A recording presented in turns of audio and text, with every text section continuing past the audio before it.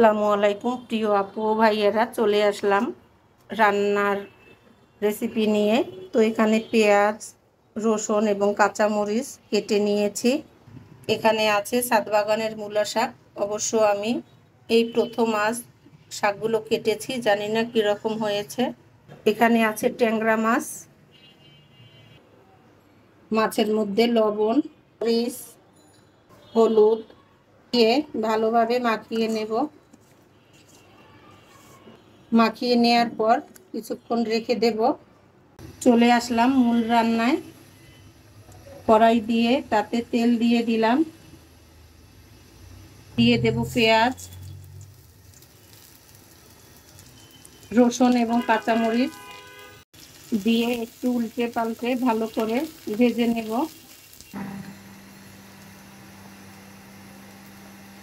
ভেজে নেওয়ার পরে লবণ দিয়ে দেব চিংড়ি মাছ। চিংড়ি মাছ দিয়ে আবারও পেঁয়াজ মরিচ ভালো করে ভেজে নেব। উল্টে পাল্টে ভালো করে ভেজে নেওয়ার পরে শাকগুলো দিয়ে দেব।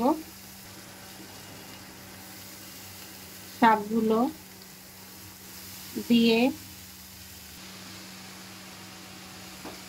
একটু উল্টে নেব। একটু করে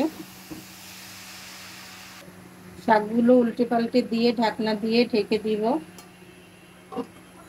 অন্যদিকে আমি একটা কড়াই নিয়েছি, কড়াই গরম হয়ে গিয়েছে। কড়াইতে দিয়ে দেব তেল। তেল গরম হলে আমি মাছগুলো দিয়ে দেব। মাছগুলো দিয়ে দিয়েছি, উল্টে পাল্টে ভালো করে ভেজে নেব।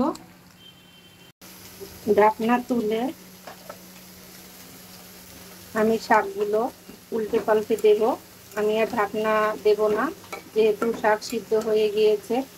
এখন আমি ঢাকনা ছাড়া শাকগুলো উল্টে পাল্টে ভালো করে ভেজে নেব।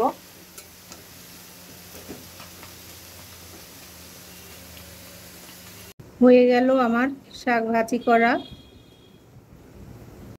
হয়ে গেল আমার মাছ ভাজি করা।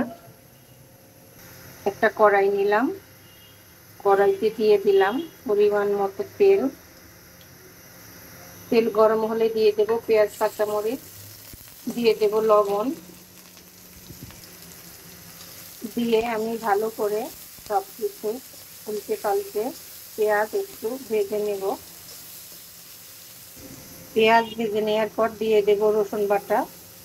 রসুন বাটা দিয়ে আবারও একটু উল্টে পাল্টে ভালো করে ভেজে নেব।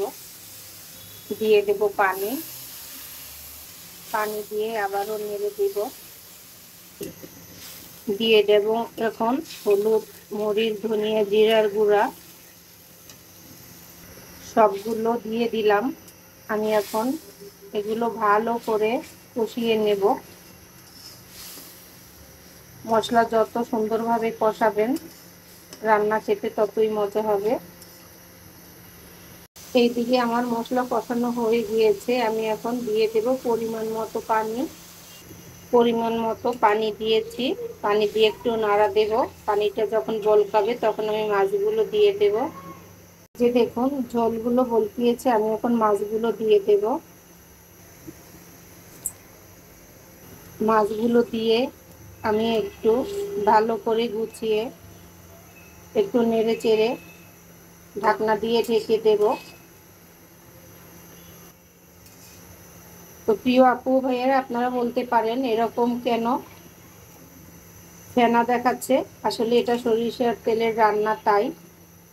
তো এটা অবশ্য থাকবে না, মিলে যাবে, চিন্তার কোনো কারণ নেই। তো আমি এখন ঢাকনা দিয়ে ঢেকে দেব। ঢেকে দিলাম। অন্যদিকে ঢাকনা তুলে মাছগুলো একটু উল্টে পাল্টে দিব।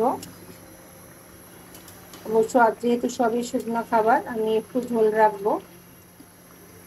চুলা অফ করে দেবো এখন।